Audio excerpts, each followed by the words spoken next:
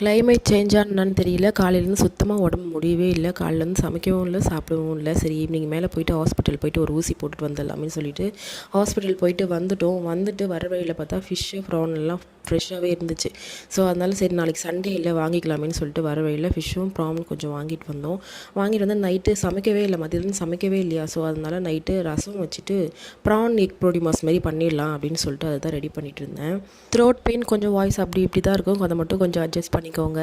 1 வீக்காக கிளைமேட் ரொம்ப நல்லா இருந்துச்சுன்னு சொல்லிட்டு ரொம்ப ஜாலியாக இருந்துட்டு போல். அதான் கிளைமேட் நல்லா இருக்குது, பட் அது நம்ம உடம்புக்கு ஏற்றுக்கலையா என்னன்னு தெரியல. காலையிலேருந்து திடீர்னு நல்லா தான் இருந்தேன், நேற்றுலாம் நல்லா தான் இருந்தேன். சரி திடீர்னு உடம்பு சரியில்லை. சரி ஓகே பரவாயில்ல பார்த்துக்கலாம் அப்படின்னு சொல்லிட்டு எதுவுமே சாப்பிட பிடிக்கல. ஸோ அதனால ரசம் வச்சுட்டு ப்ரான் முட்டை பொடி மாஸ் பண்ணிக்கலாம் அவங்களுக்கு அப்படின்னு சொல்லிட்டு அவங்களுக்கு ப்ரானும் முட்டை பொடி மாஸ் மாதிரி பண்ணிவிட்டு எனக்கு ரசம் வச்சு சிம்பிளாக முடிச்சிக்கலாம்னு சொல்லிட்டு அதை மட்டும் ரெடி பண்ணிட்டு இருந்தேன். முட்டை பொடி மாஸ் ரொம்ப ஈஸி. வெங்காயம் தக்காளி ப்ரான் எப்பயும் ப்ரான் செய்கிற மாரி செஞ்சுட்டு ப்ரான் நல்லா வெந்ததுக்கப்புறமா ஒரு 4 முட்டையை உடச்சி ஊற்றி நல்லா பொடி மாஸ் மாதிரி பண்ணி சாப்பிட்டா சூப்பராக இருக்கும். கண்டிப்பாக வீட்டில் ட்ரை பண்ணி பாருங்கள். ட்ரை பண்ணி பார்த்துட்டு எப்படி இருந்துச்சுன்னு கமெண்ட்டில் சொல்லுங்கள். என் சேனலை மறக்காமல் சப்ஸ்கிரைப் பண்ணுங்கள்.